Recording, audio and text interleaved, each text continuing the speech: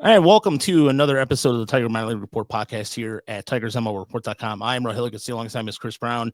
And if you're listening to us at home, you will recognize this voice here in a second. But if you're watching us on YouTube, you have the Dan Dickerson, the voice of the Tigers on radio and television, as well as he's just getting back from doing a game with Dan Petrie. Tigers won today in Bradenton, 10-4. And Dan, thank you for joining us. We appreciate this. And so far, I mean, today's game was a little bit of everything: home runs, some flashing leather, and just in some good. And of course, the Jackson Jobe start, which was the Statcast saying it was a sweeper, but it was a curveball, wasn't it? Yeah, we don't have a monitor, so Statcast was getting a few things wrong today. They had RJ Pettit, who throws 96 to 98. They had him with an 88 mile an hour sinker. So Statcast, I still think is in spring training mode. But yes, I think that was the new curve. We don't have a monitor, and it's killing us. Both Dan and I are looking at each other during the broadcast like, we live off the monitor. I mean, I love looking at pitches. I love looking at shapes of pitches, especially with Jobe and his new curveball. So, yes, we are going to assume that sweeper that was being categorized on Statcast was his curveball. I'll tell you, this kid, we talked about it today, guys. Tigers have talked about, building bigger engines among their minor leaguers. Jackson Jobe has gotten bigger in the right way. Kind of like Casey Mize, the thicker legs, using that energy down the mound. Robin Lund talking about using the ground forces, right, to take pressure off your arms so you can throw harder. And I just tell you, you guys have seen it. I mean, he just looks terrific, man. Can't wait to see what he's going to do this year. Yeah, I mean, those first two innings were about as impressive as you can get. He's getting a 100-mile-an-hour strikeout on the edge, and then, good morning, good afternoon, good night to Andrew McCutchen. Just really impressive. Yeah, really impressive. And like I said, I can't wait to see these pitches watching on a monitor, because you get the feeling that he's got like 4+ pitches right now. Yeah, and the thing too is you saw yesterday off the Casey Mize and Kyler Montero. And Dan, it's shaping up to be a really good camp for both Mize and Montero. Montero looked really sharp yesterday as well, and it shows that the Tigers. There were some kind of questions about, signing Jack Flaherty. Why did they do that when they have Mize and Montero there? And you can never have enough pitching, as I always say. But talk about Casey Mize yesterday. That it looks like the velocity's there. He looks like it's holding. And I mean, Montero, to me, I've always been a big fan of the way he's been one of the leaders in the minor leagues in terms of innings pitched. He goes out there, he's a horse. But those two yesterday looked really impressive as well. Really good. And somebody who's going to have an outstanding spring with great stuff is going to end up in Toledo. Maybe a couple of somebodies. And that's just going to be, and it's, I always like how the Tigers frame it. It's like, it doesn't mean you lost the competition. It just means that right now these guys, you got them a tick ahead of you. But they always frame it when they send guys down who had a good spring, like Bo Brisky last year. Hey, we're going to need you at some point. So just go down there, get your rear end off, and you're going to get your chance. But Peter Montero is, well, as AJ said the other day, maybe you guys don't talk about him a lot, but he sure has been talked about a lot in our office. And this is what is always fascinating to me, especially these last few years, how the Tigers really challenge their guys in the off season. You're not just getting in shape for the next season, you're working on something to get better. They felt Cater Montero had an outstanding off season and got better. They felt, you can kind of go right down the list of other guys who fit that same category. But AJ has talked about just kind of dropping little hints that they really like what they're seeing from Montero. And think of the improvements he made last year. I mean, he comes up from the minor leagues and cuts his walk rate, in half, and goes 5 innings or more 6 times last year when he hadn't gone 5 innings once in the minor leagues. And had that great game against Colorado, but several other good starts too. Was it up and down? Yeah. But was he a pitcher who flashed good stuff and better command of the strike zone? Absolutely. So he's kind of on the maybe third or fourth option for those 2 spots, but don't count him out.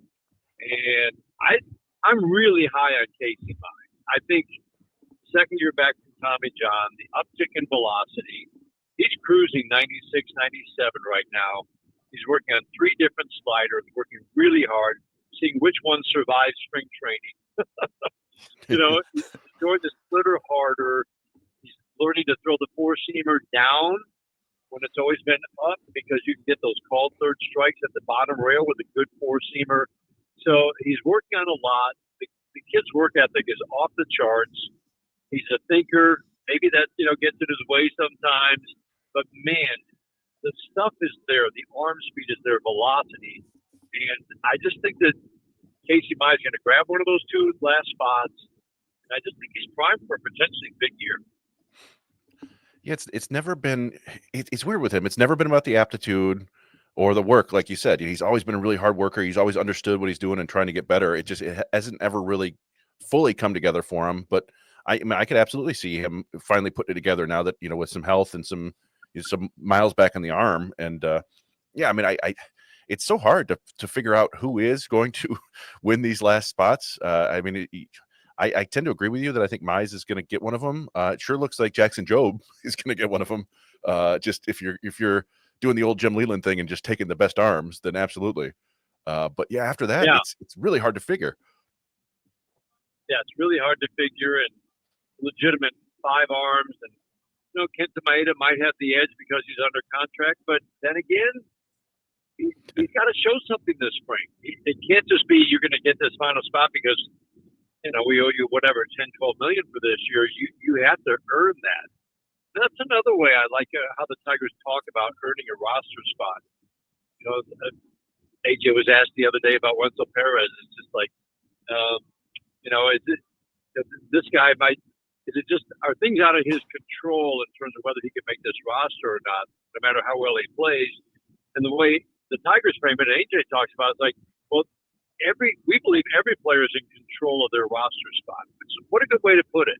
In other words, if you come in, show us that you've worked on those things we needed you to work on, and you're a better hitter, a better pitcher, and you play good defense, big part of the equation, and you have a big spring at the plate with really good at-bats.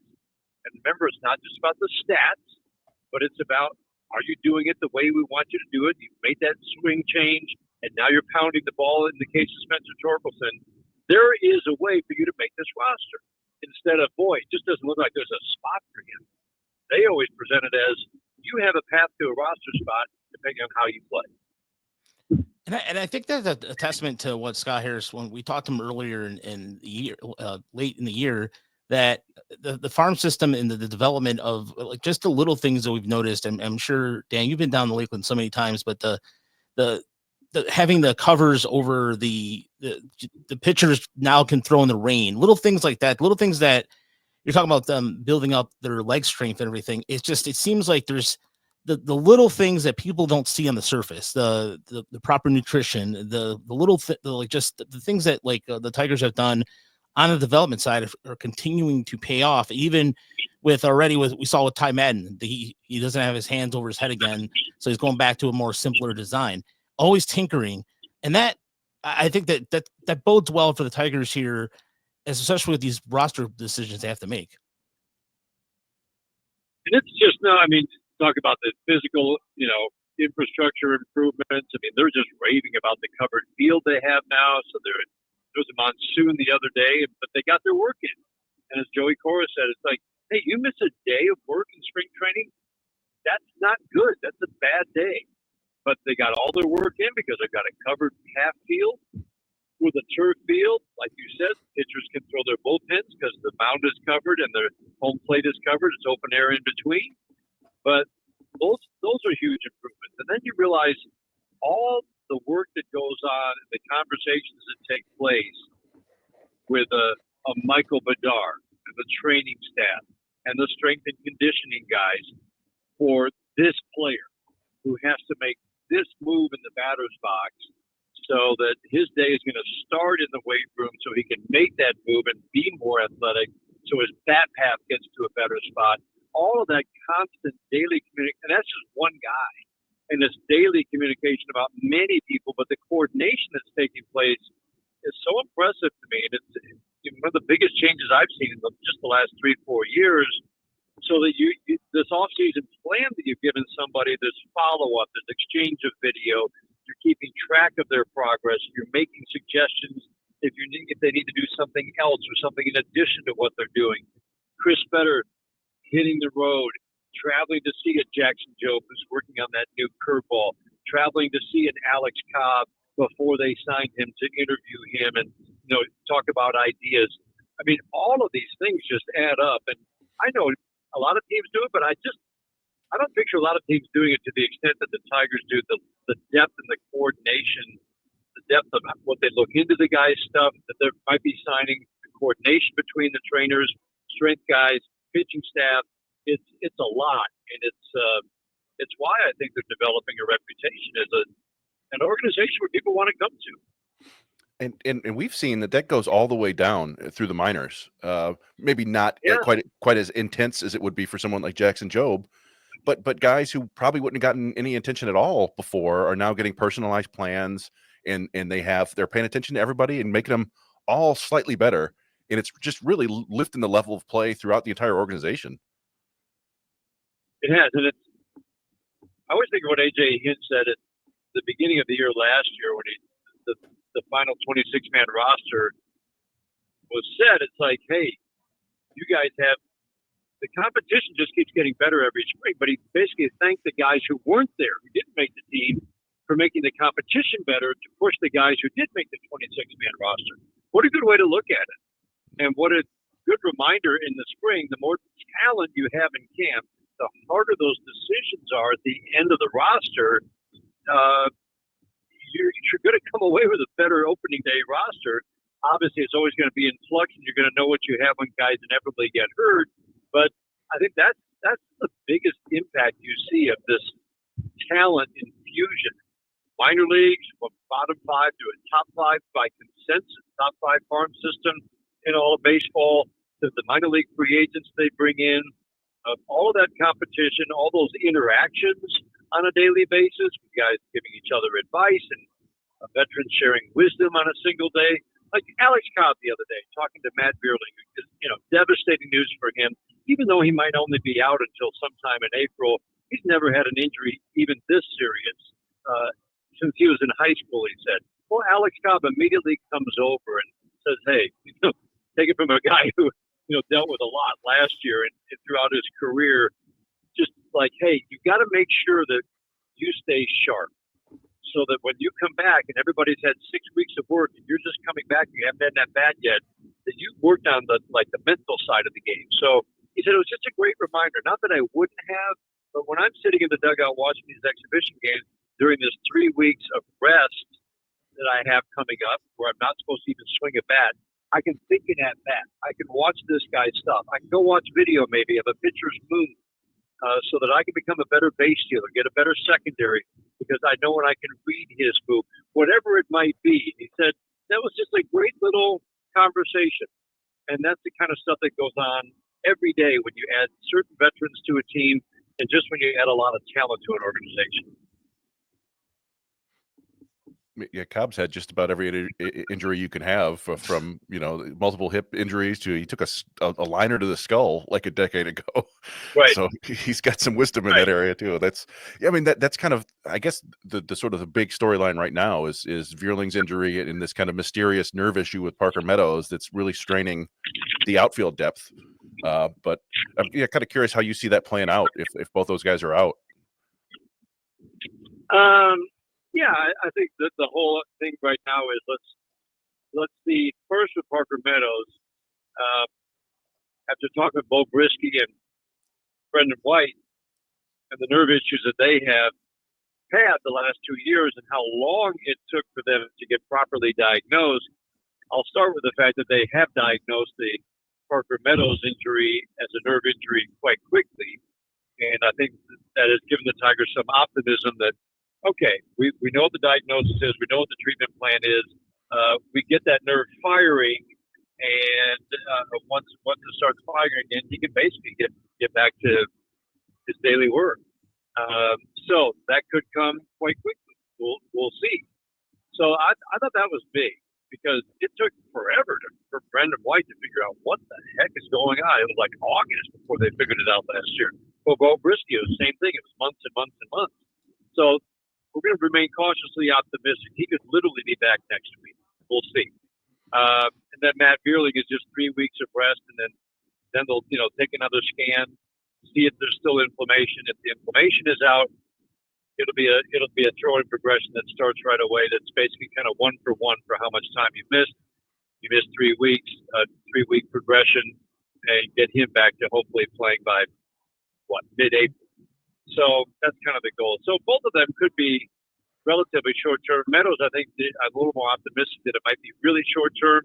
If there's a setback and the nerve isn't firing as of next week, then they're going to have to start thinking about, all right, how do we cover center field until they're back? Yeah, there's the thing too about we were looking at some of the play of Patrick Lee but the Lee that we wanted to talk about is Hao-Yu, as he made a really good play today at second base. He's been playing primarily third, but this was a guy last year we saw at Erie who was very young for his level and really carried the Seawolves offense until his back injury, until he missed the rest of the season. What's impressed you about Hao-Yu's game to you? Everything. I've never seen it before. I mean, I knew the numbers. I read the scouting, but I hadn't seen it. And I love the way he moved. Just watching infield drills one day, he was at third base that particular day. Love the way he moved. The play he made today was, there just aren't many who make it. I mean, he ranged far to his right on a soft ground ball, fielded basically behind second, turned it through. He ended up in shallow left field. We thought he got him. I would sure love to see a replay. I guess you guys saw it. Maybe it was bang, bang. But a terrific play with range and strong arm. So I love his actions defensively. He just looks like an energy player. He's kind of a short, stocky guy, as you guys know. But the first at bat we saw, I was watching. We were watching Carlos. I was doing the game with Carlos Pena. It was like that was, I think, a 12-pitch at bat before he drew a walk. Carlos just like, oh, I like this guy. He's hitterish up there, because he's taking these hacks. He's not trying to touch the ball. He's taking hacks, but not wild, uncontrolled swings. And this is something, the Tigers work on with young hitters, balancing. You don't want to just touch the ball. You got to take that aggressive swing. You're going to live with a certain level of swing and miss, but know which balls to attack. So anyway, we love watching every one of his at-bats. It just feels like a guy that's on a pretty fast track, and he'll be able to hold down third or second whenever that time comes. But when there's a need for a call-up, if there's an injury, you would think, depending on the kind of start he gets off to in Toledo, they think he's ready. I wouldn't be surprised to see him up. Yeah, neither would we. We were, I don't know, we've been pretty high on him for a while, and he's kind of a deceptive athleticism, like you said. It's people see him and he looks kind of short and stocky, but he moves really well, and it's good agility and speed and all that stuff. He's a fun player, and I think he got his first spring training hit today, actually, which was he's put together a bunch of solid plate appearances, but today he finally got rewarded, and that was nice to see. Yeah, nice to see. Hits the ball hard. He's funny that you say it's his first hit. It feels like I've already seen 2 or 3. But I know there was one deep drive to the outfield that got caught on the line. And so, but the quality of the at-bats is high, and that's always something for fans to remember. That's how these guys are judging hitters or pitchers, not just the numbers, but who did they come against? What was the quality of the at-bat? Did he hit the ball hard? A guy that's really had taken some really quality at bats this year, and I think I've noticed a difference. And I know you guys talked about this, was Dylan Dingler, who has looked really. I mean, we've always known he's got the glove. He's got a good. When he was down in Erie, there was a big difference after he got back up there, and it helped him on their first championship run. And he's a guy that he was catching Scooble for the first time, and so. But his at bats, it seems like he's not chasing those off speed away. And it seems like he's been putting together some really good at bats this spring. Yeah, I like what I'm seeing. A nice chat with Dylan today, and just about what did you kind of things that you learned last year, because the Tigers always remind us that there's a lot on a young catcher's plate. Yeah, when you're just called up, and he put so much effort into making sure he was helping his pitchers as much as possible. The example we gave today was, think of the innings where he gets out of a jam. He knows that next inning, say you're playing San Diego, Fernando Tatis Jr. is going to be up second. All right, how are we going to pitch to him? Oh, wait a minute, I'm up second this inning. I've got to get ready for my at-bat. I can't have that conversation with my pitcher. But he's balancing all of that, and he couldn't give a whole lot of attention to his offense. But he said, hey, the at-bats were helpful, saw different shapes, stuff that he just doesn't see in the minor league. His big thing last year was, AJ talked about this a lot. He cut his strikeouts, but it's not just that he cut his strikeouts. He did it the right way. They're still taking healthy swings, good bat speed, and he was making sure that he attacked pitches over the heart of the plate with regularity. I keep going back to it, but I mean, it's not a fluke. If you hit 350 over your final 200 plate appearances with walks, with power, before you get the call to the major league, that's not a fluke. So we were talking about him today. I still, of all the rookies, it feels like he and Keith, you can go right down the list, Sweeney, Young. There's upside for all these guys, but don't sleep on Dylan Dingler. I still think there's a lot of upside in the bat. Yeah, I agree with you. And I've always believed that catcher is probably, it might be the most difficult position in all sports, just in terms of what's put on their plate and what they have to do. You mentioned it, you have to think the game full time, but then also you have to do this incredibly grueling physical stuff too. But there's another catcher. There is another catcher who did something today. He wasn't catching today, but Thayron Liranzo hit a monster home run to center. And I'm curious if that's the first time you've really got to see him unload on a ball. Yeah, I've been waiting for it. Watch him in BP, and man, this kid's 21. Come on, man. He is a. It's funny. He's listed at 6'2", 195. Like, no way. Of all, yeah, no way. I'm listed at 6'2", and I might have shrunk to 6'1" by now. But he walked by me on the field today. I'm like, that is a large man. I swear he's 6'3", and he's like 225. But it's not. I mean, that's a built 225. He's a large man, and that is a sweet swing from the left side. It's always prettier from the left side, right? And the wind might have been blowing out today, but he put a charge into that ball, hit it over the boardwalk. And, oh, my gosh. Are you kidding me? We got this guy last year along with Trey Sweeney. And how are people liking that deal now? Isn't it amazing that people were like, trashing Scott Harris for that deal? Yeah, they both homered today. And Flaherty's back. Yeah, that was. Sweeney was left on left, which was big. Yeah, it was a fun day for people like us who kind of watch the prospects, watch the minor leaguers, because a lot of them today. Absolutely, yeah, lots of light. And I'm happy to report that they have updated the box score, so it is now Liranzo's 3-run homer and not Servin's.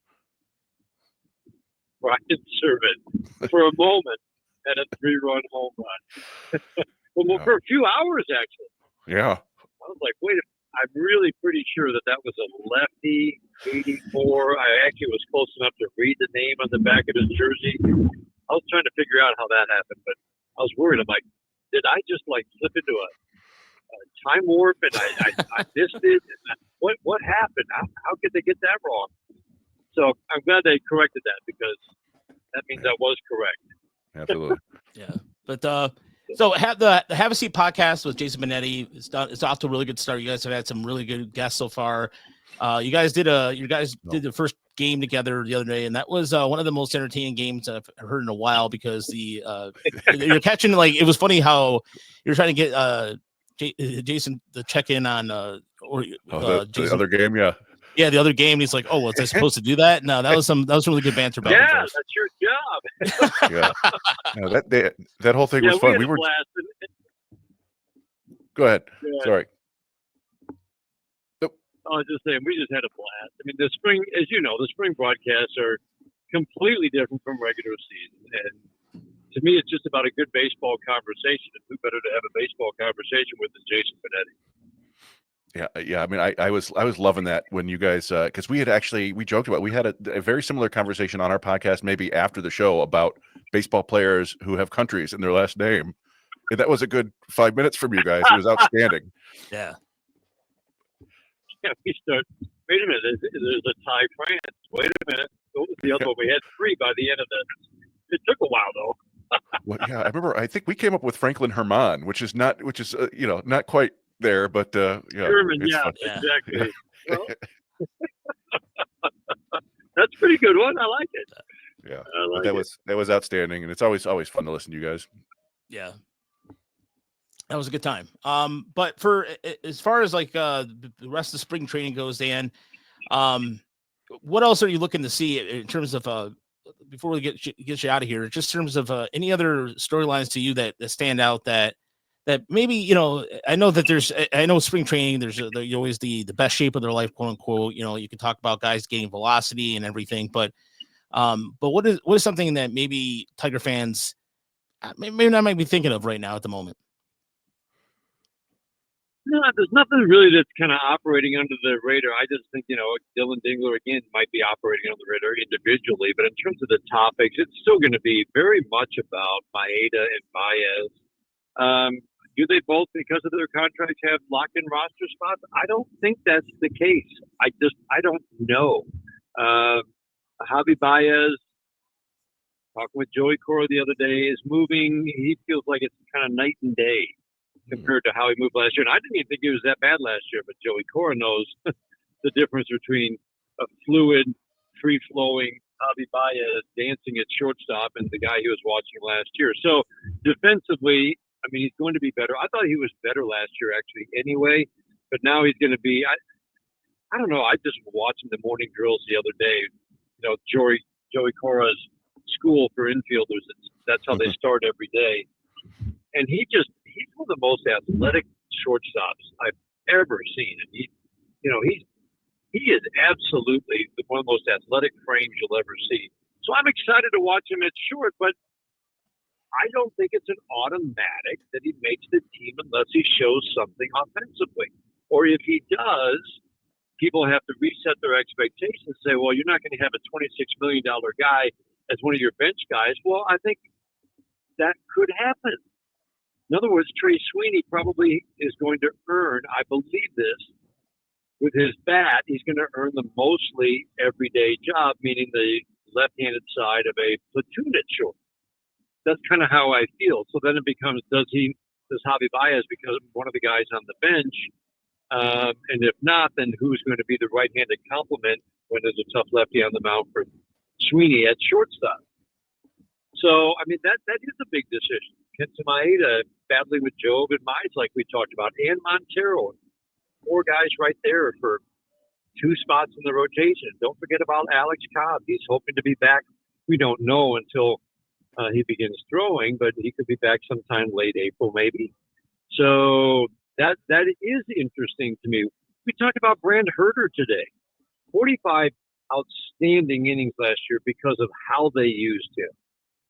Is there a creative way? Will there be some remnant of the things they learned from pitching chaos that will inform some of their decisions about how to use their 13 pitchers this year? I don't know.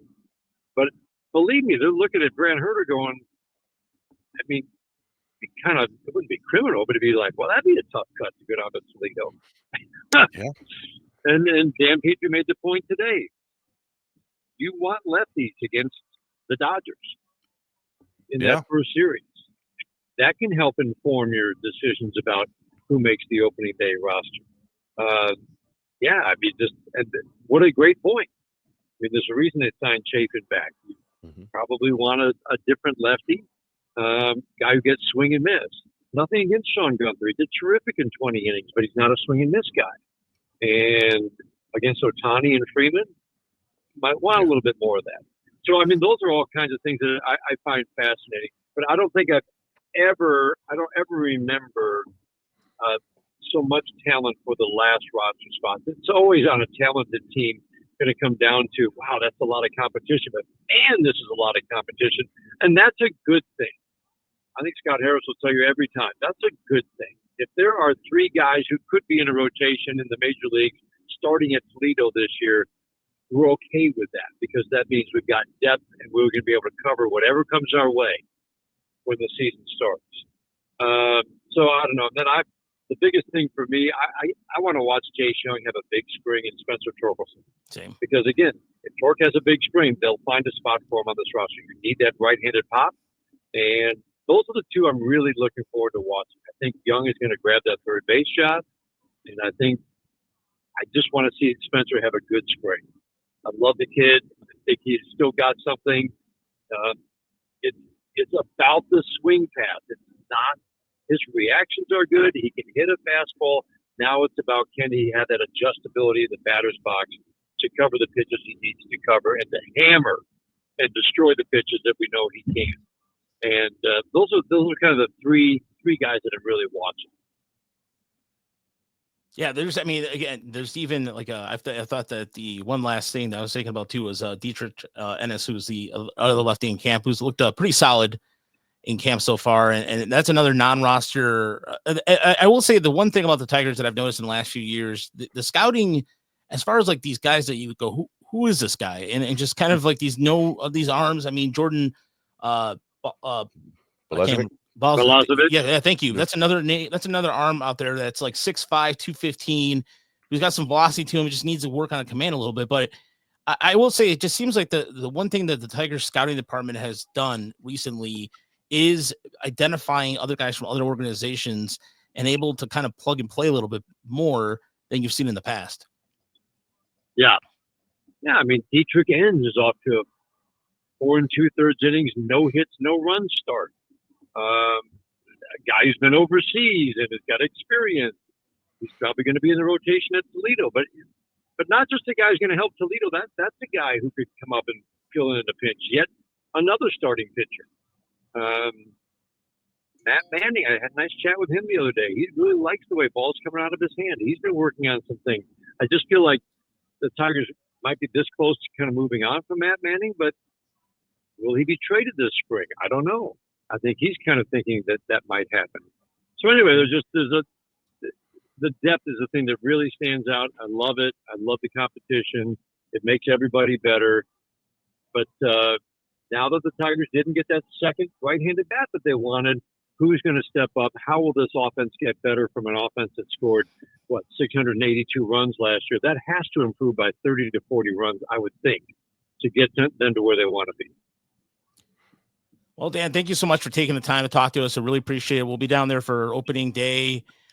Sit back and enjoy the nice weather while it's I know up here it's 18 degrees. I'm still a little missed by, it's because it's March. I understand that warm up a little bit, but it still hasn't. But I wish I was down there, but it's all good. I'll be there next year. It's all good. It's all good. Yeah, it's all good. You guys are going up to 53 degrees. I saw this coming Wednesday. You'll be good. Yeah, they'll be serviceable. And again, check out the Have a Seat podcast over on any iTunes, Apple, wherever you listen to your fine podcasts. And of course, he will be on the call tomorrow when the Tigers take on Toronto back in Lakeland. The game will start at 1:05. Thank you again, Dan, for taking the time to talk to us. Thanks, Dan. Good talk.